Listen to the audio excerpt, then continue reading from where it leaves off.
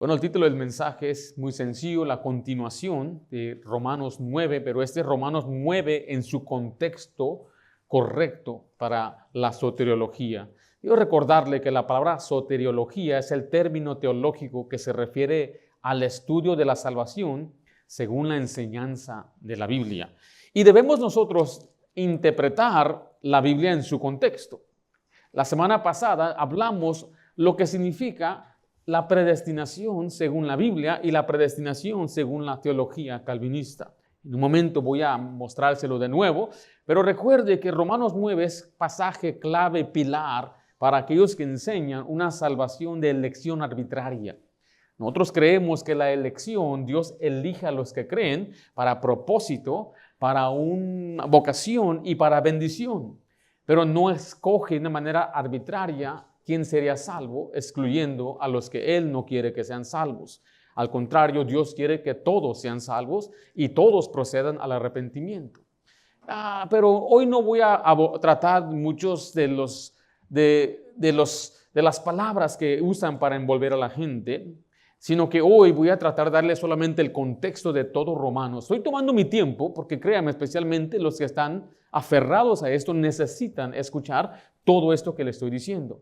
Un solo mensaje no es suficiente para desmentirlo. Estoy diciendo, es una religión muy pulida. O sea, se inició en los años 400 con Agustín de Hipona. Ya han pasado cuántos miles de años de pulirlo y pulirlo.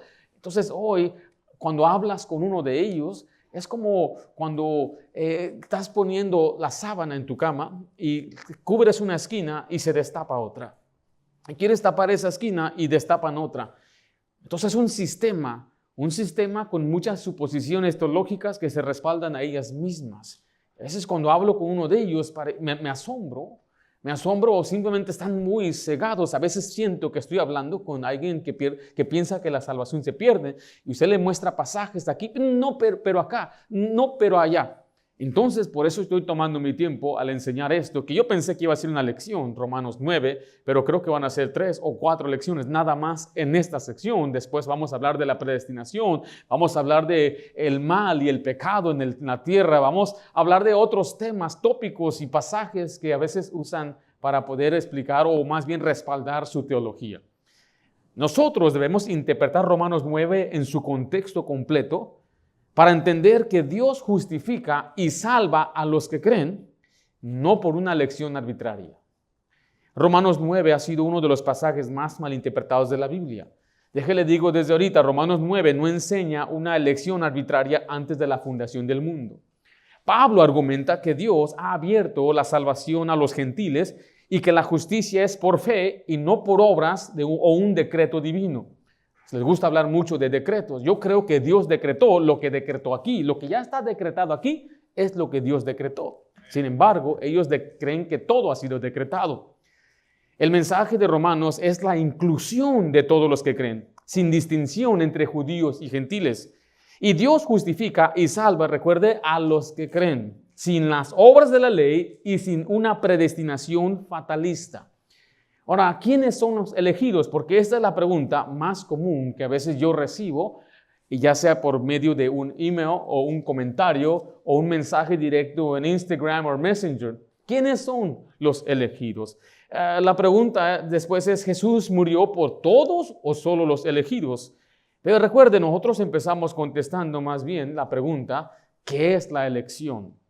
Y hemos visto que la elección es para servicio, propósito, vocación y para bendiciones.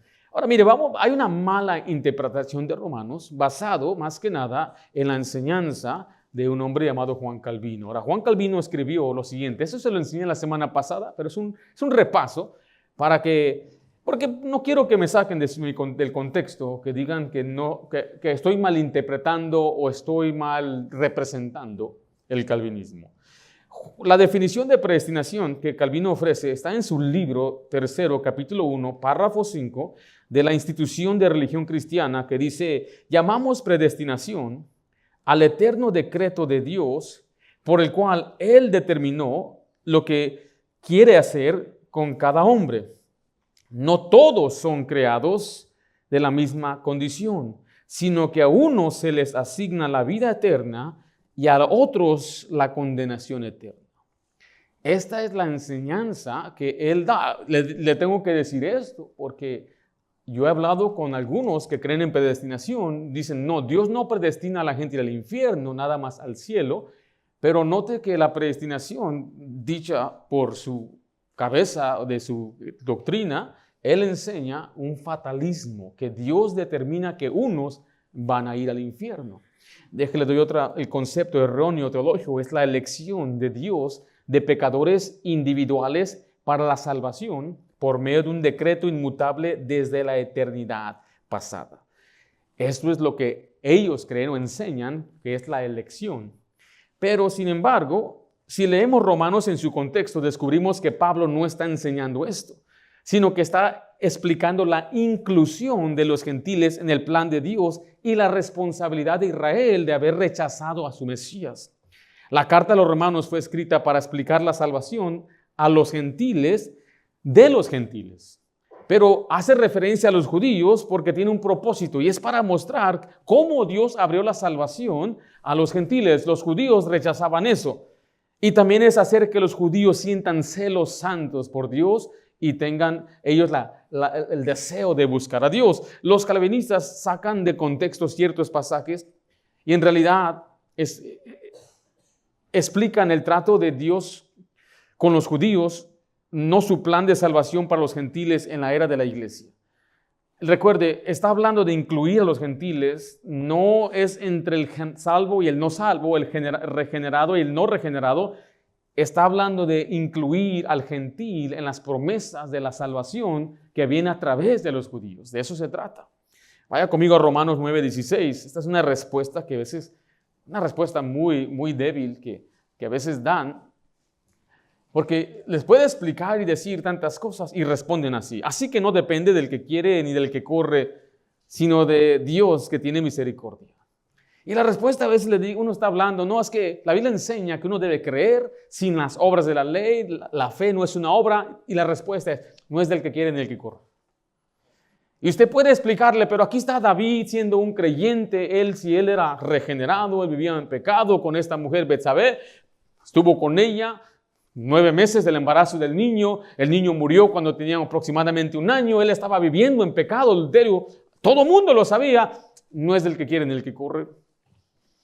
Entonces, a veces me suena muy necio cuando usted le dice a una persona la salvación es por fe. No, pero el que persevera hasta el final, él será salvo. Igual. Pero la salvación es por gracia. No, es que cuida tu salvación con temor y temor. Y así me parece una respuesta muy seca, sin entender ni el contexto. La semana pasada le expliqué que la carta a Romanos fue dividida en 16 capítulos. No puede una persona sacar una doctrina nada más de un capítulo y decir no es el que quiere ni el que corre, ignorando meramente que el capítulo 9 está dentro de una sección de 3 capítulos que tratan con Israel. Y el libro de Romanos entonces debe ser interpretado en todo su contexto, del capítulo 1 al 16. No podemos decir una cosa en el 1 y después Pablo se contradice en el 9, porque lo que está explicando Pablo en el 9 se explica en todo el libro, como empezamos a analizarlo la última vez que tuvimos la clase de Romanos capítulo 9 y su contexto. Así que los versículos que parecen apoyar el calvinismo quedan aclarados cuando se entiende en toda la explicación de Pablo. Es clave ver el mensaje completo en su contexto y no solamente tomar versos aislados. Para gente que aboga ser los más estudiosos y que siempre su contexto y predicación expositiva, aquí no siguen lo que ellos abogan. Aquí les gusta ignorar y solamente señalar, no es el que quiere ni el que corre, sino el que Dios tiene misericordia. Entonces vamos a tratar de ir por cada capítulo. No les prometo que voy a terminar el día de hoy. Quiero ir de una manera lenta para que nadie se me pierda, para que tenga yo la claridad y me exprese como hemos preparado y usted pueda también tener un entendimiento del capítulo 9. Así que le pido que se esfuerce. Voy a pedir de su esfuerzo. Esto es doctrina que usted necesita escuchar. Usted necesita saber esto. Usted debe saber cómo contender por su fe, cómo dar una respuesta cuando alguien le pregunte a usted.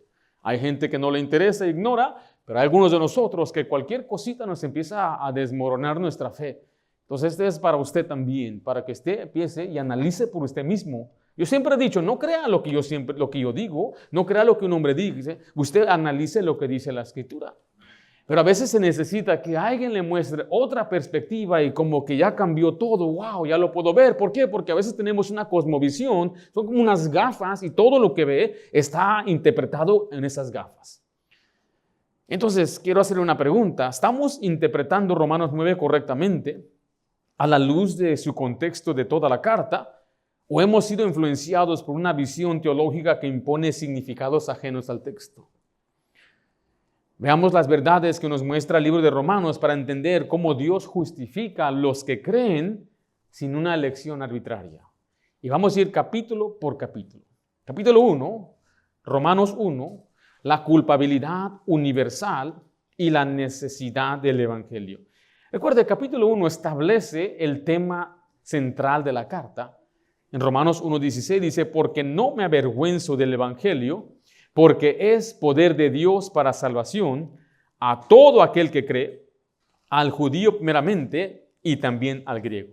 El Evangelio es el poder de Dios para salvación a todo aquel que crea, sin distinción entre judíos y gentiles. Recuerde, aquí está tratando el tema principal. No es entre el salvo y no salvo, es entre el judío y el gentil. Es salvación para todo aquel que cree. También muestra que los gentiles no fueron rechazados por una decisión arbitraria de Dios, sino que ellos mismos rechazaron a Dios, entregándose a la idolatría y el pecado. Empieza en Romanos 1:9 que Dios se ha manifestado a cada hombre, pero muchos de ellos han rechazado a Dios. Si usted se pregunta, ¿qué pasa de aquellos que están en aquellas aldeas que no tienen religión, no hay una iglesia, no hay quien les predique? ¿A dónde van ellos? Bueno, mire, ellos sin recibir a Cristo se van a ir al infierno. Pero dice usted, ¿cómo es posible que ellos van a irse al infierno si ni siquiera escucharon el Evangelio? Es que Dios se les manifestó. Dios se manifestó a cada ser creado en este mundo a través de su creación, pero ellos no le dieron gracias, sino que ellos entonces negaron a Dios y empezaron a adorar lo creado. Y eso es lo que vemos especialmente en aquellas religiones que adoran el sol, adoran los animales. Dice usted, pero entonces si ellos creían que ¿qué iba a suceder? Dios fielmente siempre ha enviado predicadores a aquellos que creen en Él. Están las Escrituras. En el Antiguo Testamento Dios enviaba a los profetas a predicarle a las naciones paganas. Y en el Nuevo Testamento vemos personas como Felipe, que fue enviado a predicarle a un hombre que era un eunuco yendo a camino hacia su tierra, porque él estaba buscando a Dios. Vemos a Cornelio cuando él oraba y buscaba a Dios, Dios le envió a Pedro. Esa es la respuesta.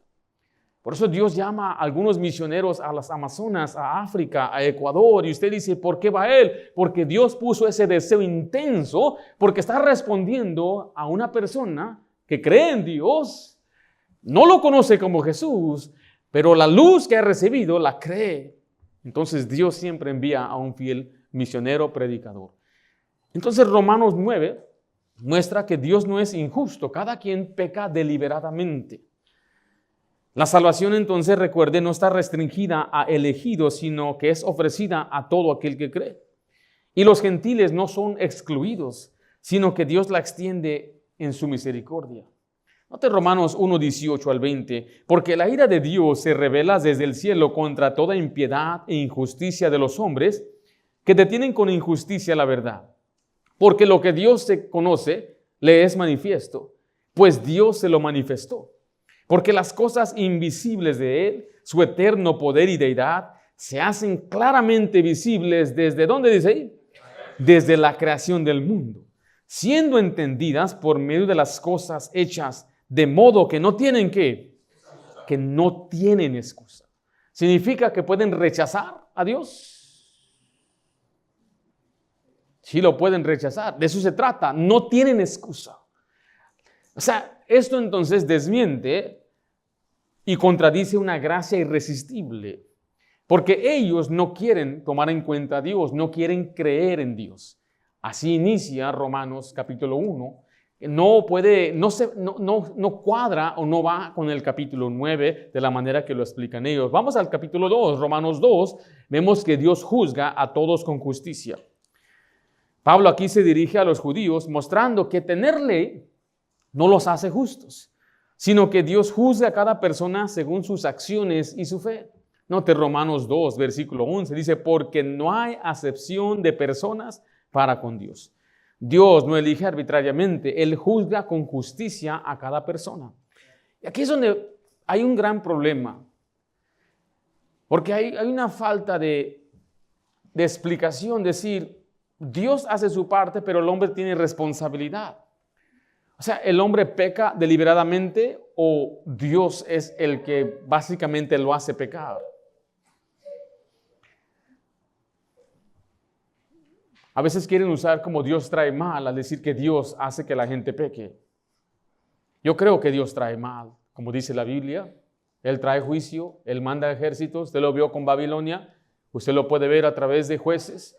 13 veces el pueblo de Dios se convirtió a la idolatría y Dios enviaba a un pueblo. Pero Santiago dice que Dios no tienta a nadie con el mal. Es muy diferente a que Dios traiga juicio y mal, a que Él tiente a una persona a pecar. Es una distinción, es muy diferente. Este pasaje nos enseña aquí que cada persona deliberadamente peca, es una rebeldía. La palabra pecado viene de esa raíz que es un acto de rebeldía. Miren lo que dice Romanos 2:6. Dice, el cual pagará a cada uno conforme a ¿qué? A sus obras. Vida eterna a los que, perseverando en bien hacer, buscan gloria y honra e inmortalidad. Pero ira y enojo a los que son contenciosos y no obedecen a la verdad, sino que obedecen a la injusticia. Tribulación y angustia sobre todo ser humano que hace ¿qué? Que hace lo malo. Mire, el judío meramente y también griego, pero gloria y honra y paz a todo el que hace lo bueno, al judío meramente y también al griego. No dice que él va a pagar mal al que es no regenerado y pagarle bien al regenerado. Está hablando una distinción entre ¿quiénes? Judíos y los gentiles. Y note que le estoy diciendo algo que es clave, porque mire, los gentiles pueden responder, Dios juzga justamente a cada persona. Esto muestra una responsabilidad humana. En otras palabras, supongamos que voy a traer a hermano Josué, ven para acá, quiero mostrarle, darles un ejemplo. Si yo amarro al hermano Josué, tengo el lazo, aquí lo tengo aquí. Te voy a amarrar, hermano Josué. No, hermano, te voy a amarrar acá, sí.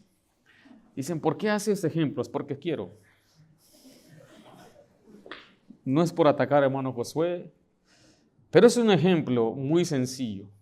Si yo lo amarro a él, pretende que no te puedes ni mover.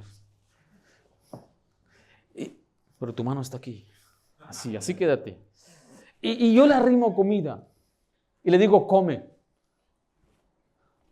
No puede comer porque está amarrado. Y a veces los calvinistas quieren enseñar que él no quiso ser salvo, pero Dios mismo lo amarró. ¿Cómo va a ser Dios entonces justo al final? Como dice ahí la Biblia, que no tienen excusa.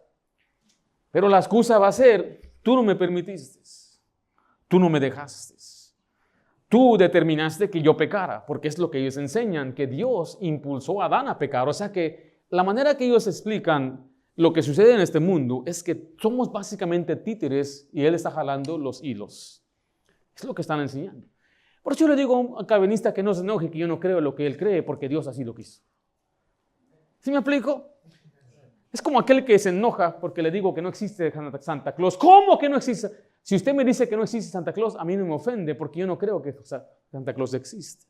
De la misma manera estoy diciendo, ¿por qué se enoja que yo no creo lo que usted cree? Si Dios así lo predeterminó de antemano, antes de la fundación del mundo, Él predeterminó que yo dijera esto, que yo respirara así, que yo mirara hacia aquel lugar. O sea, todo está predeterminado, cada cosa. Aún el pecado de Josué y la falta de querer él venir a Cristo, pero al final Dios lo va a juzgar a él por su pecado. Que Dios mismo fue el autor del pecado. Gracias, hermano Josué, por tomar asiento. Este pasaje está enseñando que hay una responsabilidad humana. Él va a pagar a la gente si hacen el bien o hacen el mal. Y Dios siempre ha sido así. Dios siempre ha dado esa decisión del hombre. Dice en Deuteronomio, aquí es doy la maldición y la bendición. Está en usted. Josué dijo, si mal os parece servir a Jehová, es una decisión. Y Elías dijo, ¿hasta cuándo claudicaréis entre dos pensamientos? No tiene nada de sentido si no es una decisión que yo voy a tomar. Ya después nos envuelven en filosofía diciendo, entonces si tú decides, Dios no es soberano. Y ahí se van más allá a una teología extrema que es antibíblica. Yo creo que la soberanía de Dios es de acuerdo a lo que Dios ha dicho en su Biblia. No una soberanía que va más allá al restringir al hombre en poder responder como la habilidad que Dios nos ha dado a responder. Mire Romanos 2:11 una vez más, dice, porque no hay acepción de personas para con quién. Para con Dios. No hace favoritismo arbitrario en la salvación. Note el versículo 14. Porque cuando los gentiles que no tienen ley hacen, mire esta frase, ¿por qué? Por naturaleza lo que es de la ley. Estos, aunque no tengan ley, son ley para sí mismos, mostrando la obra de la ley escrita ¿dónde? En sus corazones, dando testimonio, mire otra palabra ahí, su conciencia. O sea que los gentiles pueden responder a la ley moral de Dios sin gracia irresistible. Este pasaje es uno de los pocos que menciona naturaleza. Cuando hablamos de la naturaleza del hombre, aquí está. Según la naturaleza del hombre, ¿qué es lo natural del hombre? Según este pasaje. ¿Alguien ayúdeme? ¿Qué hace por naturaleza? ¿Qué hace? Hace lo que está en la ley. ¿Cómo se llama cuando hace lo que está en la ley? Obedecer. Este pasaje claramente están diciendo que hay gente que no conoce a Dios, pero sigue las leyes de Dios. Porque Dios lo puso ¿dónde? En su corazón. Y no solamente eso, sino que le dio una conciencia. ¿Qué es una conciencia? No es ese grillo que sigue a Pinocchio. La conciencia es lo que usted y yo tenemos dentro de nosotros que nos dice eso está bien o eso está mal. Nuestra conciencia puede ser cauterizada, puede ser corrompida, pero todos tenemos conciencia. Cada persona que ha nacido tiene una conciencia. Y ese día la conciencia, en el día de juicio, va a ser acusado, mire, por tres cosas. Aquella persona que no recibió a Cristo va a ser juzgado por la creación de Dios, va a ser juzgado por la ley moral que Dios puso en su corazón, y va a ser juzgado por la conciencia, de manera que no tienen excusa. Todo esto nos muestra que no es una elección arbitraria, sino una responsabilidad personal de responder a la creación, de responder a la conciencia y a la ley moral que Dios puso, la cual el hombre hace por naturaleza. Romanos 3, vemos la justificación por la fe, no por elección incondicional. Trataré el asunto del 1 al 3, lo hablé un poco la semana pasada. Más que nada está enfrentando a los judíos que quieren justificarse por la ley. Pero Pablo deja claro que todos han pecado, judíos y gentiles, y que la justicia de Dios se recibe solo por la fe. Note Romanos 3, versículo 22 y 23. Dice, la justicia de Dios por medio de la fe en Jesucristo, para todos los que creen en Él. Porque, ¿qué dice otra vez ahí? Note, de nuevo repite una y otra vez, judío y gentil, no hay diferencia. 1023, por cuanto todos pecaron y están destituidos de la gloria de Dios. Note una vez más que no hay un grupo elegido que reciban automáticamente la salvación. La justicia de Dios es ofrecida a todos los que creen. Y no solamente a los que supuestamente fueron predestinados antes de la creación del mundo. Ahora, nosotros creemos en la predestinación, pero la predestinación bíblica es que una persona recibe a Cristo y ahora Él es predestinado a ser conforme a la imagen del Hijo, que es Jesús. Hemos recibido las arras del Espíritu Santo, la promesa de la herencia que un día vamos a resucitar con Cristo, y es la adopción. La adopción no significa que Él nos hizo sus hijos. La adopción significa que hemos recibido ahora un título esperando nuestra herencia, pero no vamos a regir nuestra herencia hasta que Cristo venga por los suyos. Esa es la predestinación bíblica. Por eso creemos que la salvación no se pierde. Porque hemos sido ya predestinados. Hemos recibido una promesa, la cual Dios no la quita, porque dice en la esperanza de la vida eterna, la cual Dios, que no miente, ¿qué hizo? Prometió desde antes del principio de los siglos. Entonces, a veces la gente que piensa que la salvación se pierde, no comprende la maravilla de la predestinación. Por eso es el gozo del cristiano bíblico cuando entienden los pasajes en su contexto y los términos en su contexto, que tenemos un gozo y una alegría, porque en Cristo, al recibirlo, hemos sido predestinados. Pero, recuerde, no se ofrece una que es arbitrariamente, simplemente elegir a uno y a otro no. Mire Romanos 3:22 de nuevo, dice, la justicia de Dios por medio de la fe en Jesucristo para todos los que creen en Él, porque no hay diferencia. Note el versículo 28. Concluimos pues que el hombre es justificado por fe sin las obras de la ley. Ya vamos en el tercer capítulo, no hay nada que ver con este quiere y aquel no quiere, que el que corre, no se trata de eso, se trata que la salvación es para todos, abriéndola, incluyendo a los gentiles en la salvación. Vamos a Romanos capítulo 4, vemos a Abraham justificado por fe, no por decreto divino. Pablo usa a Abraham como una prueba de que la salvación es por fe y no por obras ni por una elección previa. Note Romanos 4, versículo 3, porque, ¿qué es la siguiente frase ahí? ¿Qué dice la Escritura? Aquí está, voy a ponerme un ratito aquí. Cuando usted y yo hablemos con alguien o cuando usted estudie la Biblia, usted haga esta pregunta. ¿Qué dice la Escritura? Yo he tratado, y ahora lo comprendo, muchas cosas, he limitado mi terminología a la Biblia, porque hay muchos términos que tienen mucho, le dicen bagaje, o tienen insinuaciones, o tienen ciertas anotaciones o le diría creencias apegadas a esa palabra. Por eso yo no me identifico como alguien que es dispensacionalista. Creo que la palabra dispensación está en la Biblia, pero hay un grupo de personas que han dividido las eras en la tierra y que hubo diferentes formas de salvarse.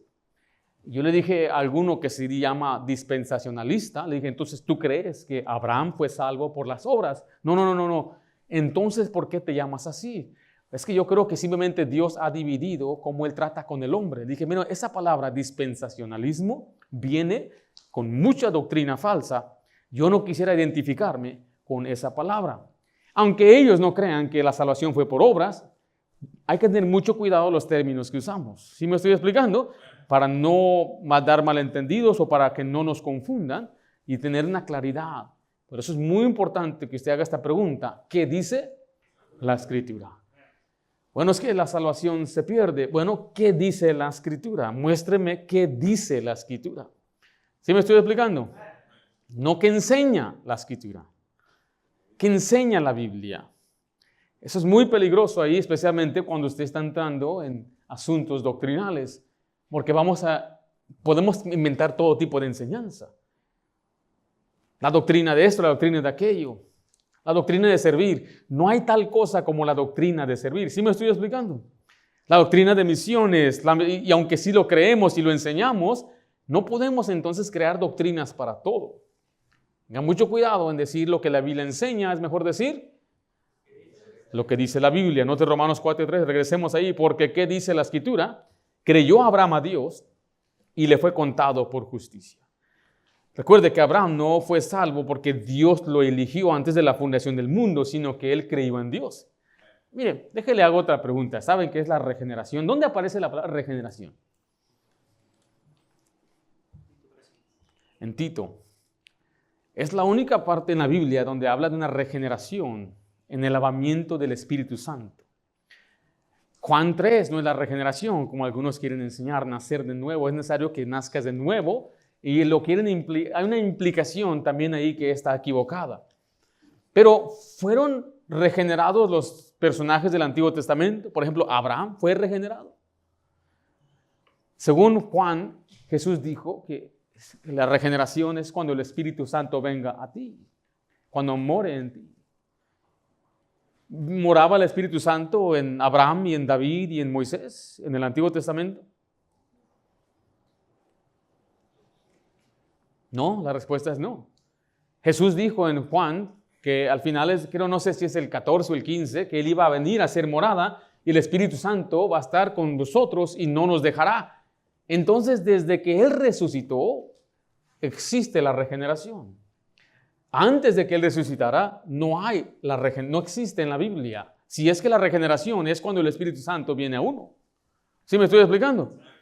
Por lo tanto, Cornelio, cuando él estuvo orando y era un hombre temeroso y de gran ejemplo, él no había sido regenerado porque no había recibido el Espíritu Santo. Él recibió el Espíritu Santo y fue regenerado cuando escuchó a Pedro predicar, y mientras oían el discurso, dice la Biblia que el Espíritu Santo vino sobre ellos, y la forma que ellos supieron que ellos recibieron el Espíritu Santo fue porque hablaron en lenguas. Y ahí les dijo que impide que estos sean bautizados. Ahí vemos otro proceso, que el bautismo no hace que el Espíritu Santo venga a ti, es creer en Jesús. Entonces el orden es muy sencillo, tiene que oír el Evangelio, tiene que creer, dice después Efesios 1, y después somos sellados con el Espíritu Santo. Sin ser bautizado, sin ser bautizado. No necesitas ser bautizado para recibir el Espíritu Santo. ¿Por qué le estoy diciendo todo esto? Porque Abraham, recuerden el Antiguo Testamento, él creyó a Dios y Dios lo justificó. Estamos hablando que la justificación no es lo mismo que Cristo pagó por los pecados de todo mundo, porque después dicen, si Él murió por todos, ¿por qué no todos son salvos? Porque la salvación viene a través de la fe al ser justificado. Romanos 4:3 nos enseña eso. Mire Romanos 4:5, estamos ahí. Mas al que no obra, sino cree en aquel que justifica al impío, su fe le es contada por justicia. Note que la fe y las obras son opuestas.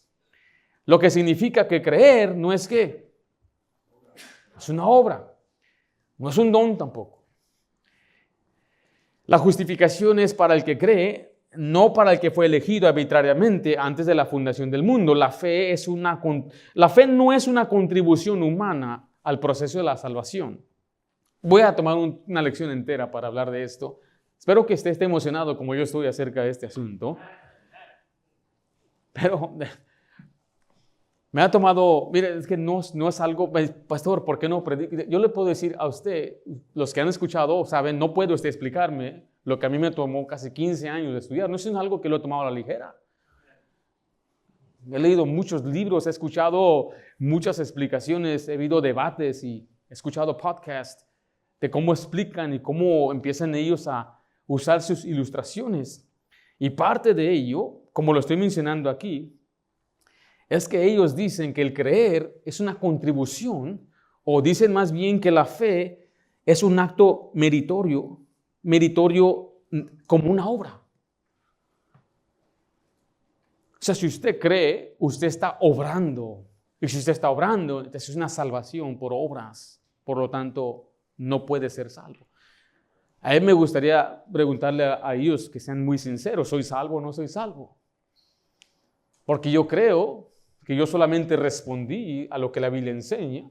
Yo no actué en guardar un mandamiento, yo no estoy diciendo que me salvo solo, yo no me estoy gloriando a mí mismo, yo le doy toda la gloria y la honra a Él, porque Él fue el que me buscó, Él fue el que murió por mí, Él fue el que resucitó y Él merece la gloria por la salvación. La vida eterna es un regalo que Dios da a través de Jesucristo. Jesús dijo que el que viene a mí tiene vida eterna. Dice la Biblia que Él va a ser levantado y todo aquel que crea en Él tiene vida eterna. Creer no es una obra, no es un acto meritorio ni una obra, es una respuesta a la promesa de salvación a través de Jesucristo. Romanos 5, vemos que Cristo murió por todos, no solo un grupo de elegidos. Y aquí Pablo enfatiza que Dios justifica por la fe, no por un decreto eterno inmutable.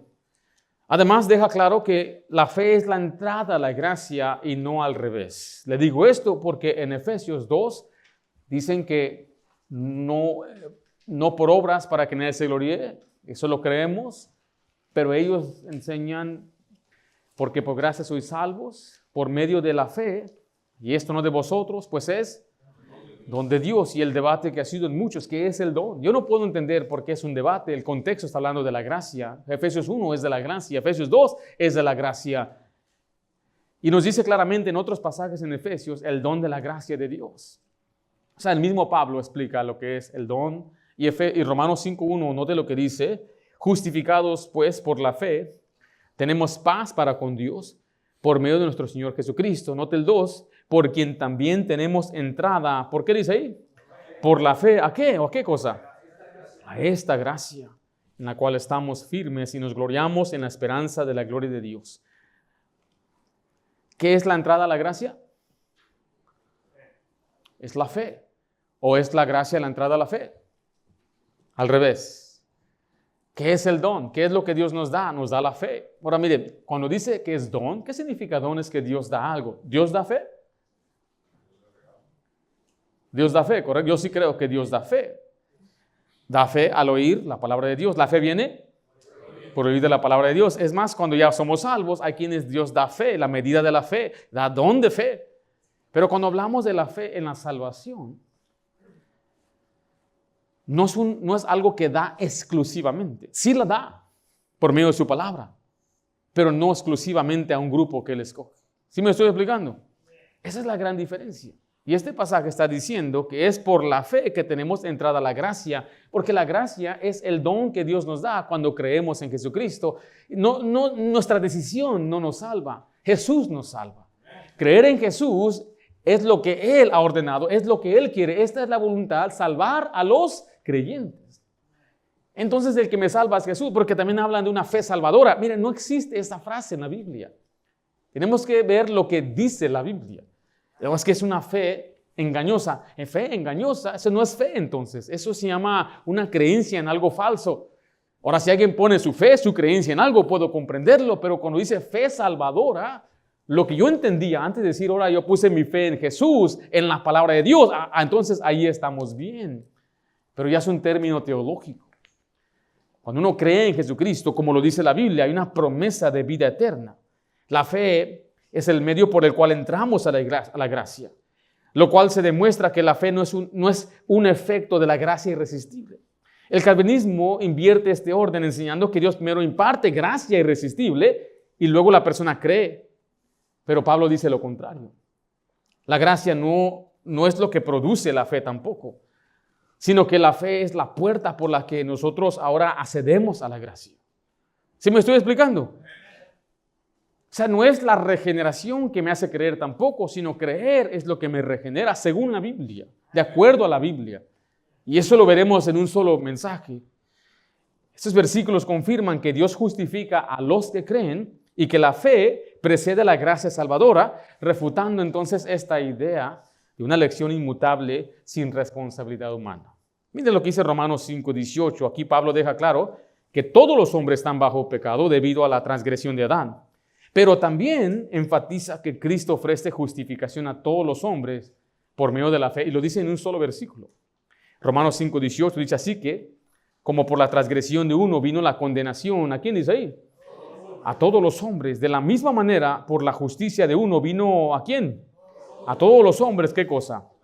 La justificación. Ahora mire, yo no sé si pensaban que Dios no sabía expresarse, pero todos...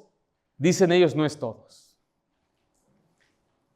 Y eso me asombra y me espanta. Que solamente a veces ellos saben quién es todos. Porque dice Juan 3:16, porque de tal manera amó Dios. Bueno, es que mundo no se refiere a todas las personas del mundo, sino al mundo de los elegidos y escogidos. Es más, ¿qué nos dijeron los fariseos? Todo el mundo va tras de él. Note que cómo empiezan ellos a usar la misma Biblia para enseñarle a usted que todos no es todos. El mundo no es todos. Es más, dice la Biblia que Dios da su vida por las ovejas y Jesús murió por la iglesia, el grupo exclusivo. Pero usted le dice, la Biblia dice que Él se dio un rescate por todos. No, es que regresando a Marco dice se dio un rescate por muchos. Entonces ya todos no es todos. ¿Cómo sabes cuál todos es todos? Exclusivamente un grupo de elegidos de todas las naciones, lenguas y etnias, o todo será cada ser humano que nazca en la tierra. Pero este pasaje aquí es un problema para ellos. Porque en este mismo pasaje, lo voy a leer otra vez, mire Romanos 5:18, así que como la transgresión de uno vino la condenación ¿a quién? A todos los hombres. ¿Todos los hombres son pecadores? Usted y yo lo creemos, pero quisiera preguntarle a ellos, ¿serán todos los hombres pecadores? ¿O todos no es todos? Por cuanto todos pecaron. ¿No dice así? Y ellos van a afirmar, no, todos han pecado, absolutamente todos han pecado. Bueno, entonces miramos la siguiente frase, de la misma manera. Por la justicia de uno, ¿vino a quién? A todos los hombres. ¿Cuáles todos? Ya no puedes decir que es todos los elegidos, porque en el mismo pasaje está hablando de un mismo grupo. Todo ser humano. O sea, aquí todo significa literalmente toda la humanidad cuando habla de la condenación por Adán. Si todo significa toda la humanidad en la primera parte del versículo, también debe significar lo mismo en la segunda parte. Cristo vino a justificar a todos los hombres, pero esta justificación, escuche, se recibe por fe, no por una elección arbitraria. Y el calvinismo cambia el significado de todos cuando le conviene, afirmando que todos los hombres son pecadores, pero negando que Cristo haya provisto justificación para todos. Entonces vemos que Romanos 9 no se refiere una vez más a un grupo elegido, porque no es el que quiere ni el que corre, sino el que Dios tiene misericordia. No se trata de eso. Aquí está abriendo una justificación a todo aquel que cree. Todos son pecadores, a los judíos, los impíos, y todos hemos pecado y todos necesitamos a un Salvador. Y Cristo murió por todos, no solamente por un grupo elegido. Este versículo muestra que la justificación está disponible para todos, pero solo se aplica a aquellos que creen en Cristo. No hay una expiación limitada, hay una justificación limitada. Pero se limita ¿a quiénes? A los que creen. La expiación es para todos. Mire, recuerde que nadie se salva nada más por la muerte de Cristo. Jesús mismo, Pablo dijo que si Jesús no hubiera resucitado, vana es nuestra fe. Estamos aún muertos en nuestros pecados. Entonces, de acuerdo a las Escrituras, la justificación es para todo aquel que cree. Está limitada solamente si usted cree. Al judío primeramente y también al griego. Romanos 6, vemos la muerte al pecado, vivos en Cristo. Aquí los creyentes han muerto al pecado y ahora deben vivir en justicia, ya no más como esclavos del pecado. En Romanos 6:6 dice, sabiendo esto que nuestro viejo hombre fue crucificado juntamente con él, para que el cuerpo del pecado sea destruido, a fin de que no sirvamos más al pecado.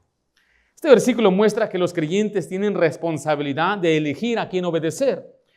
Eso contradice la idea calvinista que la voluntad humana está totalmente esclavizada al pecado y no puede responder sin una gracia irresistible. O sea, parte de la enseñanza de Dios es la perseverancia de los santos, y no malentienda esto con la preservación de salvación. Nosotros creemos que Dios nos preserva, Él nos guarda, es la seguridad eterna de la salvación. Pero para ellos, la perseverancia más bien de los santos, es que ellos van a perseverar en buenas obras. Y un verdadero salvo no puede regresar al pecado. Un verdadero salvo no puede practicar el pecado. Un verdadero salvo va a ser fiel en fe, no va a negar, no hay apóstatas, y él va a permanecer siempre una vida santa, separada del mal, hasta que Cristo venga. Sí, va a resbalar aquí y allá, va a pecar, va a mentir, es posible que hasta se enoje, y créanme que a veces los que he conocido que no admiten que se enojan son ellos han creído que son más santos que Dios. Pero mire, dicen ellos, no, es que él pecó, sí, pero no practicó el pecado. Pero Pablo está diciendo aquí que es posible convertirnos en esclavos del pecado. A veces, y no es que quiero ser grosero, especialmente con sus líderes de ellos, hay un libro que se llama, le dije a Dios, a citar, I said goodbye to dating, escrito por un calvinista prominente, de los más famosos que hay. Y escribió un libro que ayudó a muchos jóvenes cristianos al no envolverse en esta cultura de noviazgo, de andar con ella y con esta, sino que voy a guardarme en pureza, voy a hacer las cosas bien, voy a hacer un pacto con Dios. Este escritor, búsquelo si gusta, es un ateo el día de hoy. O sea que ahora él tiene una vida en desenfreno, divorciado, en su canal ahora tiene a lesbianas y homosexuales y está abogando por derechos, lo que hace unos cuantos años era un pastor calvinista. Y le preguntas tú a la gente, ¿y qué de este hombre? Él enseñaba lo que ustedes están enseñando y él creía esto, pero ahora mire su vida. Yo no he visto una religión que convierta más ateos que el calvinismo. Porque le pone una presión a la gente, decir, tienes que vivir literalmente perfecto o no eres elegido. Y créame que es una carga muy severa, muy pesada, alguien sobrellevar, siempre pensando, ¿seré o no seré? Y hay escritores prominentes, aún como R.C. Sproul, que él dice, yo estoy 99% seguro que soy elegido. Y muchos otros que no tienen esa seguridad. Yo sé que yo soy salvo porque la Biblia me lo dice. No es porque veo mi conducta en mi vida y yo estoy perseverando. No, eso es independiente de eso. Yo simplemente he creído en Cristo Jesús, soy su hijo, Él me ha recibido como hijo.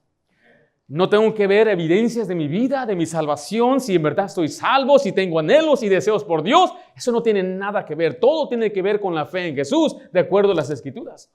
Ahora, Dios quiere que yo sea obediente. Pero si yo no soy obediente, entonces Dios me va a tratar como hijo y Él me va a azotar para que aprenda la santidad. Por eso se nos enseña a predicar duro contra el pecado, a redarguir, porque Dios manda que su iglesia sea santa y sin mancha. Eso nos da el entendimiento que hay una posibilidad que cedamos al viejo hombre que está viciado. Y ahí está la lucha entre el cuerpo y el espíritu, que estamos constantemente peleando. Por eso se nos manda andar en el espíritu para no satisfacer los deseos de la sangre, lo cual no tiene sentido si estoy perseverando simplemente porque he sido elegido. No tiene sentido predicar duro, no tiene sentido orar. No tiene sentido intentar vivir una vida piadosa porque ya no hay posibilidad de que yo sea esclavo del pecado. Sin embargo, la Biblia enseña que sí hay posibilidad, al punto de ser un hombre fornicario, tener la mujer de su padre. Y dice la Biblia que ese hombre se ha entregado a Satanás para destrucción de su cuerpo, al fin de que su alma o su espíritu sea salvo en aquel día. Entonces hay muchos ejemplos en la Biblia. Como le vuelvo a decir, David, un hombre conforme al corazón de Dios. Pero ¿qué hizo David? No solamente cometió adulterio, él maquinó, él fue un homicida y trató de encubrir su pecado y todo duró un lapso de años. No cuadra entonces. ¿Sabe qué le sucedió a David? Él se convirtió esclavo ¿de qué? Su pecado. Entonces muchas veces la narración o la narrativa en la Biblia, las historias, por decirlo así, los relatos desmienten estos puntos. Y Romanos 6 es uno de ellos. ¿Qué tal pasajes como 1 Corintios 10:12 que dice así que el que piensa estar firme, mire que no caiga? Gálatas 5:4 dice así, de Cristo os desligasteis, los que por la ley os justificáis, de la gracia habéis caído. ¿Qué tal Hebreos 3:12 al 14? Mirad, hermanos, que no haya en ninguno de vosotros corazón malo de incredulidad para apartarse del Dios vivo. Esas son advertencias a los creyentes que desmienten entonces una perseverancia de los santos que no están en las Escrituras. Romanos 7, vemos la lucha con el pecado. La lucha con el pecado. Pablo describe aquí su lucha interna contra el pecado. Y hay quienes van a decir, esto fue antes de ser salvo. Cuando una persona quiere encontrar falsa doctrina en la Biblia, la va a encontrar. Y la va a explicar a su manera, a su conveniencia. Por eso aún nosotros tenemos que tener cuidado en no simplemente tomar un pasaje y torcerlo a nuestra conveniencia. Aún nosotros, bautistas, hemos hecho eso. Nosotros, usted y yo, lo hemos hecho. Entonces a veces tenemos que venir y sentarnos y ver, ¿sabes qué? Así dice la Biblia, no lo dice de esta manera, y tenemos que entonces sujetarnos y creer la Biblia. Mire Romanos 7:24. Miserable de mí, ¿quién me librará de este cuerpo de muerte? Gracias doy a Dios por Jesucristo, Señor nuestro. Recuerde, si la salvación fuera irresistible, no tendría sentido la lucha interna del creyente. Pablo muestra que Israel tenía la ley, pero no podía justificarse con ella. Eso está preparando el argumento de su caída en Romanos 9, que no fue un decreto divino. Mire lo que dice Romanos 7:15. Recuerden, no es un decreto divino, sino es por su incredulidad que Israel cayó. Romanos 7:15 dice, porque lo que hago, ¿qué dice ahí? No lo entiendo, pero no hago lo que quiero, sino ¿qué? Sino lo que aborrezco. Eso hago. Esa es la lucha del cristiano, aun siendo un cristiano que vive una vida piadosa. Hace cosas que no quiere hacer. No me entienden algunos, pero ¿cómo? Yo no quiero. ¿En serio? ¿Usted nunca ha querido que alguien se desapareciera de la tierra? No, hombre, nada más que se desaparezca y ya. O sea, no ha querido que alguien se muera. No, yo no. Nada más que le caiga un rayo.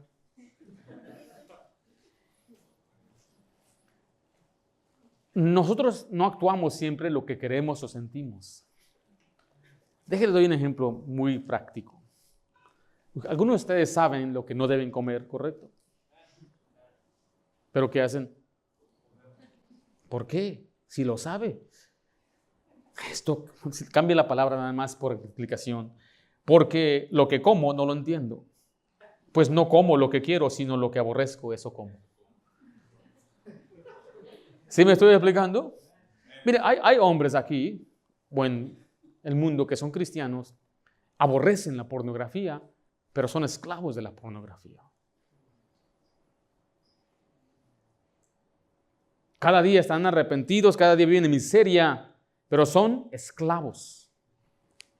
¿Sí me estoy explicando? No quieren hacerlo, no quieren vivir, pero la tentación les gana, viven en ese pecado horrible, constantemente tienen ese remordimiento y constantemente vienen a arrepentirse, pero son esclavos. No hay una adicción más fuerte para un hombre que eso, más fuerte, dicen que es tan fuerte como una droga. Cuanto más la alimenta, más fuerte, más grande se hace el apetito. Es la naturaleza del cuerpo humano. Por eso no tenemos que darle, no alimentar a la carne, tenemos que hacer morir a la carne. Tenemos que, how do you say starve?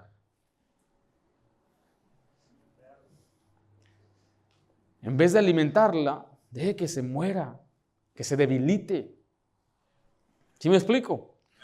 Por eso nos manda esto, porque si usted constantemente alimenta su carne, se va a fortalecer y va a siempre perder la batalla, no puede resistir el pecado, está débil espiritual y usted necesita el poder de Dios. Dice la Biblia, nos enseña que la vida cristiana se vive en el poder de Dios y necesitamos su ayuda. Tenemos que ser llenos del Espíritu Santo. ¿Por qué menciono todo esto? Porque la idea calvinista es que un verdadero regenerado no va a vivir de esta manera. Usted batalla con un pecado, a lo mejor, ¿qué? No eres salvo. Y esto ha entrado a iglesias bautistas, especialmente donde hay jóvenes, y los hace sentir mal. ¿No tienes deseo de ir a ganar almas? ¿No tienes deseo de ir a la iglesia? A lo mejor ni salvo eres.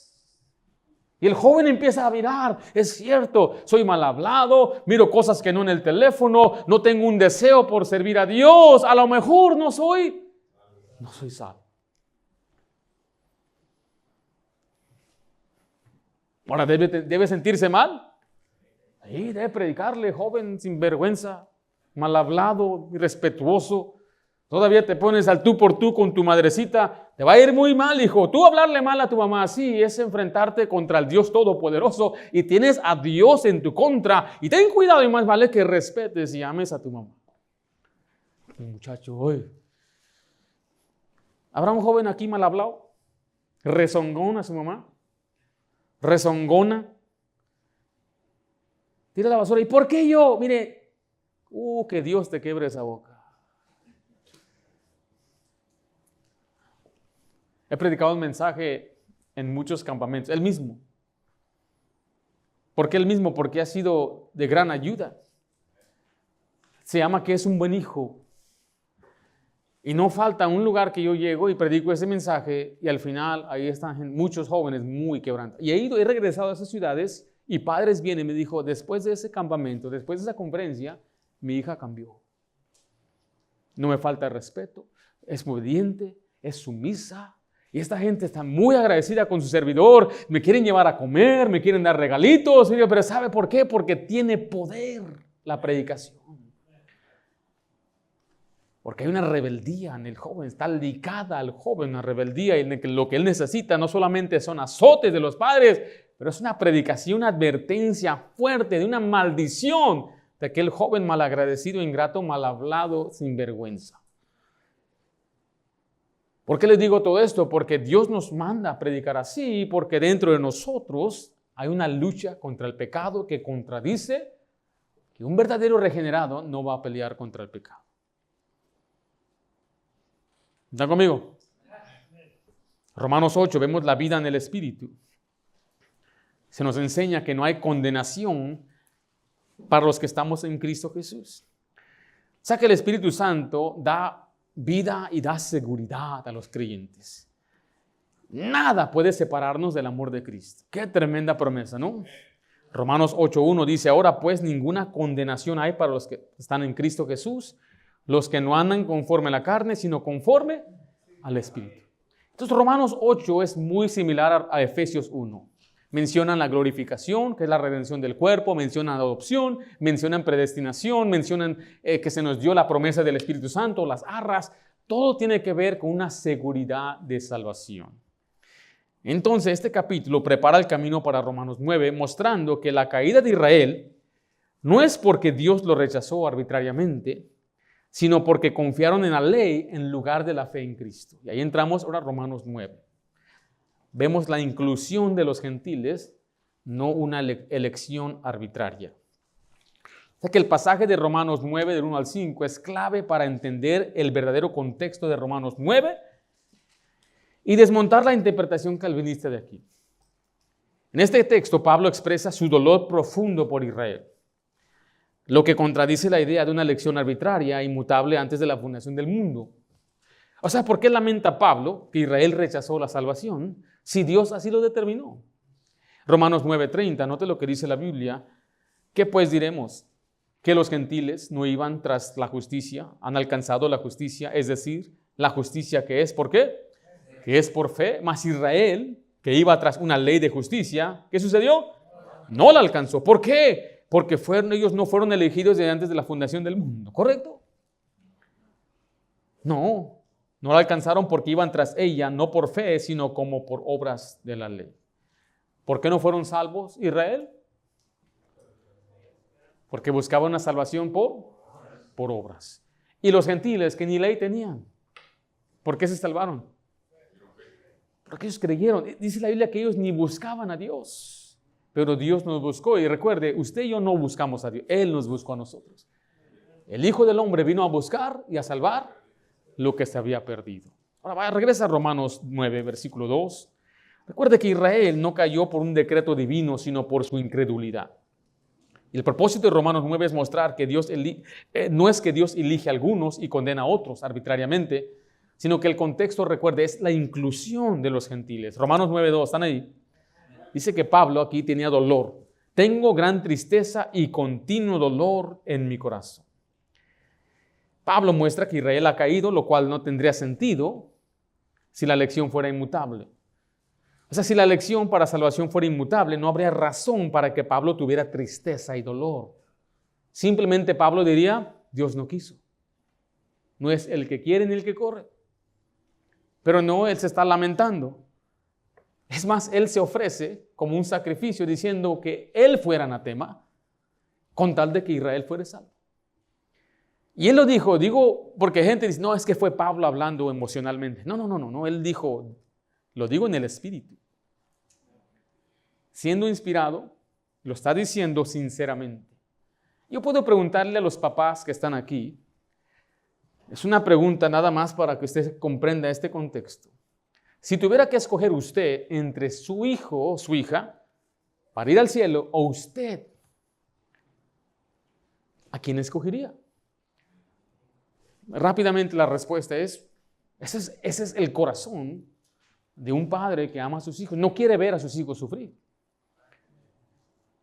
Pablo expresa ese mismo corazón diciendo, yo no quiero que los que son israelitas, mis hermanos según la carne, se vayan al infierno. Yo quisiera ser un anatema. Eso nos recuerda lo que Moisés dijo del pueblo de Israel. Dice, quítame del libro de los vivientes. Por eso le estoy diciendo que aquí, si los judíos fueran reprobados, nunca fueron elegidos para salvación, Pablo estaría lamentando algo que Dios no decretó y Dios mismo está en contra de eso. Pero no puede decir Pablo algo en contra del Espíritu Santo, sino que está hablando de lo que está de acuerdo con el corazón de Dios. Por eso pregunto yo, ¿seremos nosotros más amorosos que Dios mismo?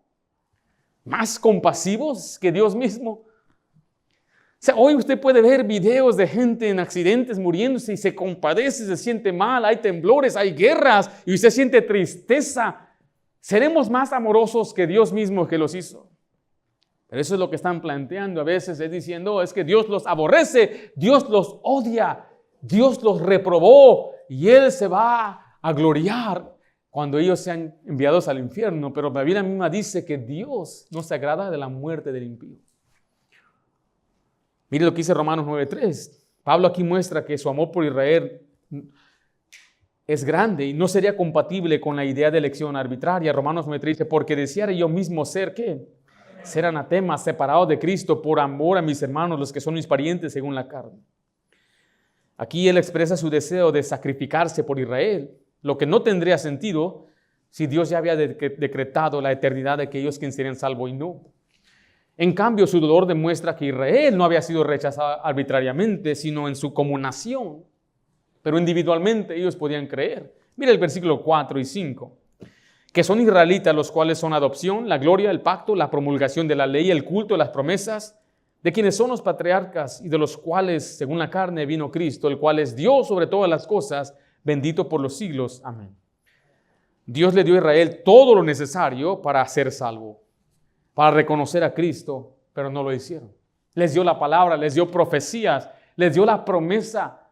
Cuando vino Jesucristo lo rechazaron. Jesús mismo dijo, estas cosas yo los digo a ustedes para que sean salvos, pero ustedes no quieren venir a mí. Y es más, les dijo, si ustedes creyeran a Moisés, me creerán a mí. Pero ese era el problema, es que no creían en la Biblia, no creían en las promesas de Dios.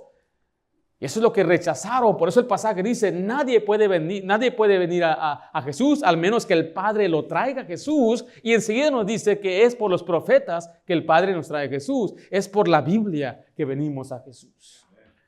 Ellos tenían todo, pero rechazaron. No quisieron. Y Pablo se lamenta. Pablo lloraba. Cuando usted lee Hechos capítulo 20, puede ver las lágrimas de Pablo. Constantemente decía las acechanzas de los judíos y él amaba a sus compañeros, a sus compatriotas, los amaba, los quería, lo cual no tendría sentido si Dios ya los había rechazado. ¿Sí están conmigo? Romanos 10, vemos los gentiles reciben la salvación mientras Israel la rechaza. En Romanos 10, del 1 al 4, Pablo continúa explicando la situación de Israel. Y aquí está mostrando su rechazo, que no fue un resultado de elección arbitraria, sino de una incredulidad. Y su intento de establecer su propia justicia en vez de aceptar a Dios. Pablo explica que la salvación no se basa en el cumplimiento de la ley, sino en la fe de Cristo, que es accesible para todo aquel que cree. Note Romanos 10:3. Porque ignorando, ¿qué hicieron? No tiene sentido que ellos ignoren la ley de justicia y procurando establecer la suya propia, no se han sujetado a la justicia de Dios, porque el fin de la ley es Cristo. ¿Para justicia a quién? A todo aquel que cree. El versículo 1 dice que es su oración por Israel. Note el versículo 1, ¿están conmigo ahí? Hermanos, ciertamente el anhelo de mi corazón y mi oración a Dios es por Israel. ¿Es para qué? Le digo, si Pablo ora para que Israel sea salvo, lo que significa que su salvación no estaba predeterminada. ¿Sí me estoy explicando? O sea, si todo ha sido predeterminado, ¿tiene sentido orar? No tiene sentido orar. Porque vemos que cuando la gente oró, Dios cambiaba las cosas. Dios se arrepentía del mal. Dios cambiaba corazones. Dios contestaba. No le gusta a la gente hablar que Dios responde o Dios reacciona al hombre porque dicen eso ya lo hace un Dios más bajo, ya no es soberano. Pero lo vemos en la narrativa de la Biblia, todos los relatos que Dios ha establecido eso. Él en su soberanía ha determinado ser un Dios que contesta oración cuando una persona pide y cree. ¿No tenéis por qué? No pedís. Y mandó una y otra vez que si tú crees de todo corazón, bien puede, le dice el Felipe, porque creer de corazón es la clave. Cuando Dios dice pide por fe, es como un grano de mostaza. Tenemos que pedir y creer y Dios responde. Porque mire, la palabra responder, ¿qué significa? ¿Reaccionar? ¿Está Dios respondiendo a una petición? ¿Está reaccionando a mi petición? Sí, claro que sí. Entonces cuando lo ponemos de esa manera, entonces sí, Dios está respondiendo al hombre. Él escucha la oración, Él oye el clamor y Él actúa. Por lo cual no tiene sentido si Dios ya lo predeterminó. ¿Para qué orar? Es lo que a veces escucho de algunos calvinistas orando por sus hijos. Pero ¿para qué orar si Dios ya lo escogió o no lo escogió? No, es que voy a orar que mi hijo sea salvo. Tu oración no de nada sirve. ¿Sí me explico? Yo oro por mis hijas que sean salvas y gracias a Dios 4 de ellas han recibido a Cristo. Para que Dios obre en sus corazones, les dé entendimiento. Me faltan 3 de ellas que no han creído. Y esta es la petición, que oremos. Es más, 1 Timoteo 2 nos manda a orar por todos los hombres para que vengan al conocimiento de la salvación, para que sean salvos. Aquí Pablo entonces está participando con el corazón de Dios, que Él nos manda a orar, rogar al Señor de la mies para que envíe obreros a su mies. ¿Están conmigo? Aguántenme, por favor. Este va a ser cada semana. Si dice mes pesado, considérelo. Usted tiene que aprender esto, tiene que recibir esta enseñanza. No le estoy cobrando nada. Eso se lo enseñan en colegios, se lo cobran y mandan cursos y todo. Mira aquí, todo gratuito, hasta el papelito le estoy dando. Y lo que dice Romanos 10:2. Si queremos venir a la iglesia nada más para aplaudir, levantar las manos, mire, ¿de qué sirve salir igual sin aprender nada, sin crecer, sin mejorar, sin ser redarguidos? No tiene ningún sentido. Entonces, esto es parte de nuestro estudio bíblico entre semana. Que sea valiente. ¿Están conmigo? Aguántenme. Esto lo voy a borrar, hermanos, para que no vean que nuestra iglesia están medios caídos ahorita. Yo sé que están cansados, pero mire, yo estoy emocionado ahorita. ¿Dónde estoy? ¿Cuál les dije? Romanos 10:2. Porque yo les doy testimonio de que tienen celo de Dios, pero no conforme a qué. Conforme a ciencia. O sea que Israel quería agradar a Dios, pero lo hacía de manera incorrecta. Lo cual demuestra que su problema no era falta de gracia irresistible, sino falta de entendimiento, conocimiento. Si la lección fuera inmutable, Israel nunca habría tenido celo por Dios, como dice este pasaje. ¿Qué nos dice que tenían celo por Dios? Porque un reprobado, según el calvinismo, nunca tendría celo genuino para agradar a Dios. Porque a veces cuando le dices, bueno, aquella persona hizo bien, bueno, lo hizo por él mismo, últimamente no fue para la gloria de Dios. ¿Cuántos cristianos no hacen su servicio para Dios? Por eso se nos manda a servir a Cristo y no al ojo. Porque a Cristo el Señor servís. Ese es un problema para todos, aunque sean incrédulos o creyentes, pero sí hay, según aún en la Biblia, los relatos, gente que es incrédula, que hace el bien. Pero ese bien no le salva. A nadie nos salva el bien. ¿Están conmigo? Y estos tenían celo por Dios. Su problema no era que Dios los había endurecido arbitrariamente, sino que ellos rechazaron la manera correcta de acercarse a Dios. Entonces ahora Dios los está endureciendo. Romanos 10:3, Israel aquí rechazó la justicia de Dios, intentaron establecer la suya propia, porque ignorando la justicia de Dios y procurando establecer, ¿qué cosa? La suya propia, no se han sujetado a la justicia de Dios. Note que Israel fue responsable de su propia incredulidad. No dice que Dios lo endureció incondicionalmente desde la eternidad, sino que ellos no se sujetaron voluntariamente a la justicia de Dios, por lo cual Dios se empieza a endurecer. Si la gracia fuera irresistible, entonces Israel no habría podido resistir la justicia de Dios. Y el rechazo de Israel es un acto del libre albedrío, no de un decreto divino inmutable. Mire, yo nunca alego del libre albedrío, porque es el punto de partida del calvinismo, alegar sobre el libre albedrío. Y eso fue lo que hizo Agustín de Hipona con Pelagio en aquellos años donde ellos estaban peleando en el escrito de cartas. ¿Y si usted cree en el libre albedrío? O sea, ¿cree en la elección del hombre? Claro que sí, el hombre puede tomar decisiones. Dios nos hizo así, porque el acto supremo hacia Dios es amarle libremente. Yo no quiero que mi esposa me ame como un robot y yo te amo, sino que ella de corazón me quiera. Y hoy día están saliendo robots. Dicen que para el año 2030 va a haber más robots en vez de esposas. Claro que sí. Vienen de Japón las esposas. Y usted puede tener a esa persona, se puede mirar hasta como un alguien real, tiene cabello real, la viste igual, pero no es real. Y hoy con toda la ciencia, o más bien los avances de la inteligencia artificial, ¿usted ha usado la inteligencia artificial? Me dijo que estaba orando por mí. Échale ganas, estoy orando por ti, Pastor Ringo. Dios, me espanté por un momento. O sea, una máquina diciéndome que ora por mí y los hermanos aquí no oran por mí. ¿Sabía usted que un muchacho se suicidó este año pasado? Se enamoró de la ciencia, de la inteligencia artificial. Y la inteligencia artificial le convenció a que se matara. 13, 14 años. La mamá está demandando ahorita, está una gran demanda.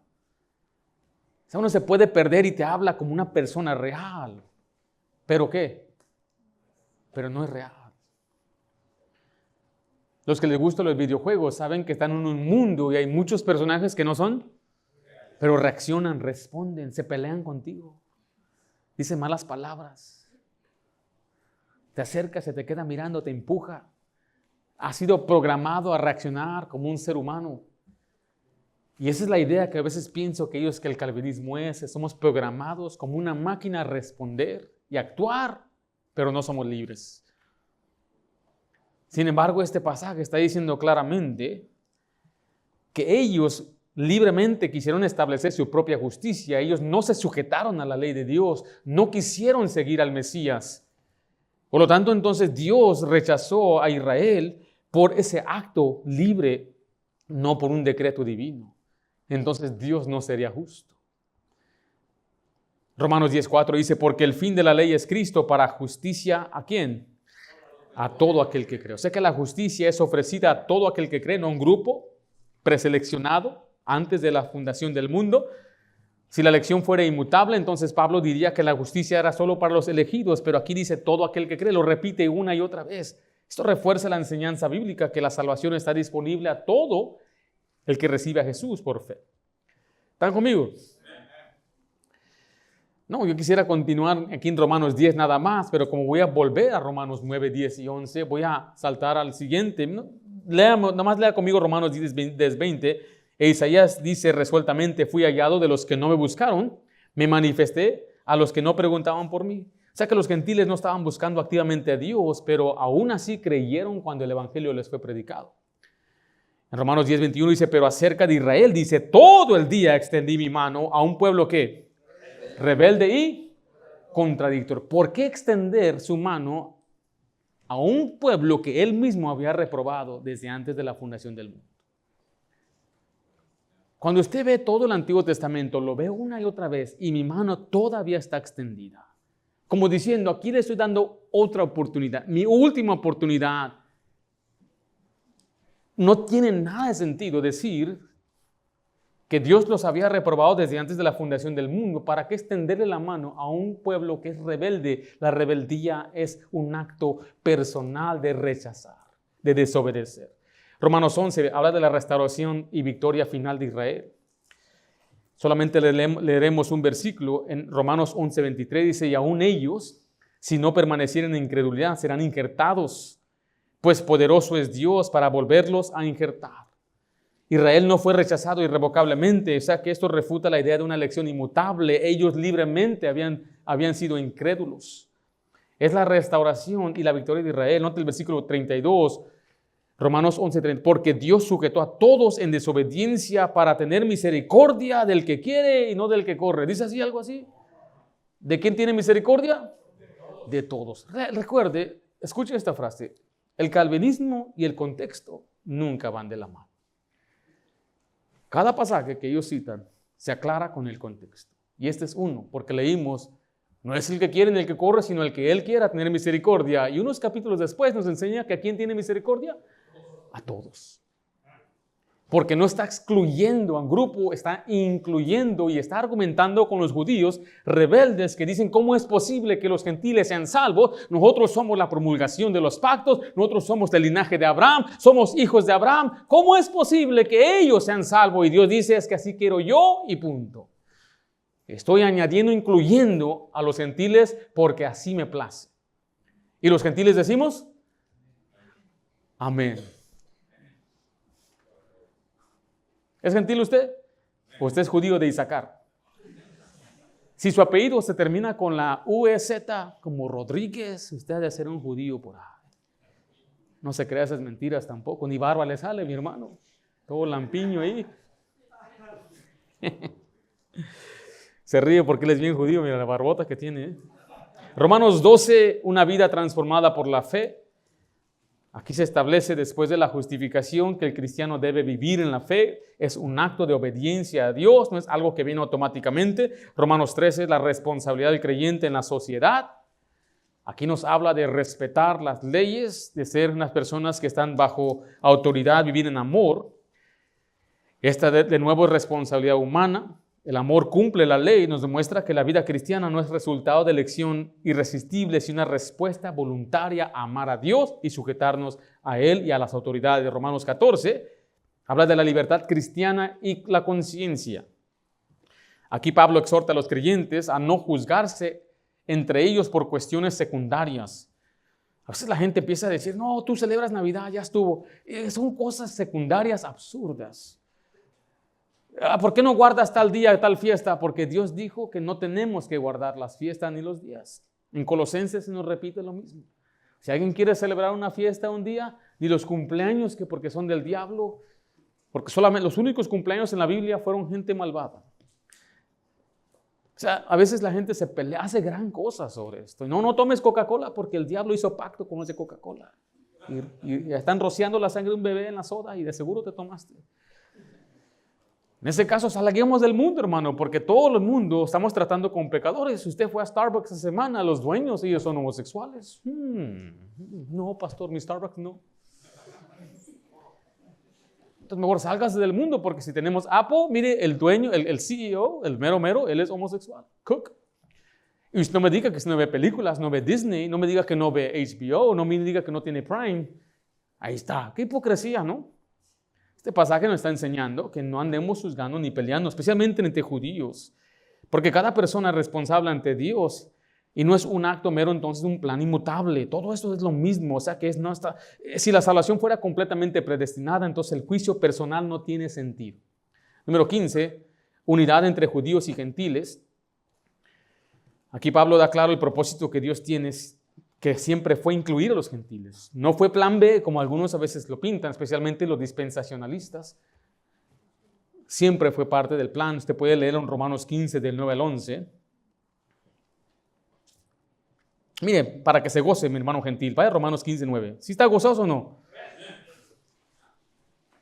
Romanos 15, 9 dice, y para que los gentiles glorifiquen a Dios por su misericordia. Amén. ¿Sí me está escuchando? Romanos 12, versículo 1 dice, así que hermanos, os ruego por la misericordia de Dios. Recuerde que Dios manifestó su misericordia ¿a quién? A todos. Entonces Pablo suplica desde el 12 que por esa misericordia ahora entregues tu cuerpo en un sacrificio vivo. Y en este pasaje en Romanos dice el versículo 11 que los gentiles glorifiquen a Dios por su misericordia. Recuerde, está incluyendo a los gentiles en la misericordia. No está limitando la misericordia a un grupo arbitrario que él eligió desde antes de la fundación del mundo. Mire, como está escrito, por tanto, yo te confesaré entre los gentiles y cantaré a tu nombre. Y otra vez dice, alegraos gentiles con su pueblo. Hermano, alégrese, hermano, porque Dios le ha salvado. Y no ha sido limitado nada más a los judíos.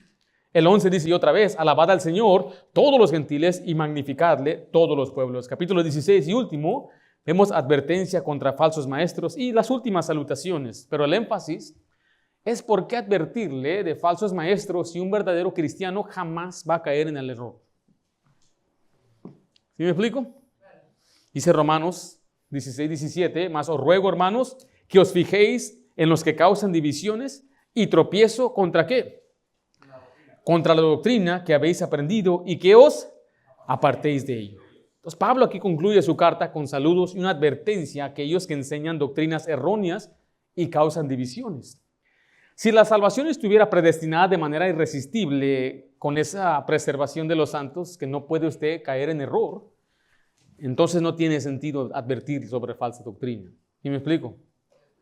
Las divisiones en la iglesia surgen cuando se malinterpreta la doctrina, como es el caso del calvinismo y Romanos 9. Por eso se nos manda a fijarnos quién está enseñando diferente doctrina, falsa doctrina. Después de una y otra amonestación, dice la Biblia, deséchalo.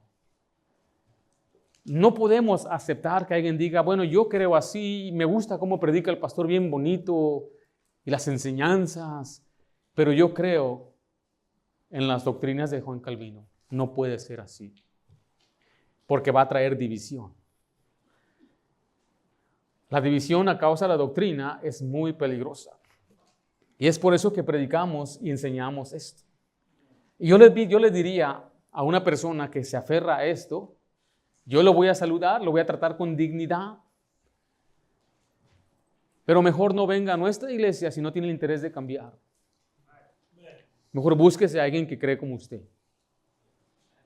Hace años llegó un varón, allá estábamos en aquel lugar, estaba hermano Rafael y estaba hermano Josué.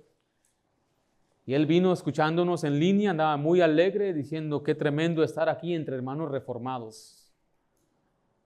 Rápidamente lo detuve en ese momento, hasta el hermano Rafael se asustó. Le dije, oye, un momentito, querido amigo, nosotros no somos reformados. Somos una iglesia bíblica bautista fundamental. No somos reformados. Y me le quedé mirando así con una intensidad, porque yo estoy vehementemente en contra de la doctrina del calvinismo. Nos han etiquetado como anticalvinista, como que es una grosería. Sí estamos, es como estamos en contra también de los que enseñan que la salvación se pierde. Somos anticatólicos, obvio. Y a veces piensan que es un insulto. Llámame lo que quieras. Pero para mí este pasaje es claro, está diciendo que hay quienes hacen tropezar con su falsa doctrina.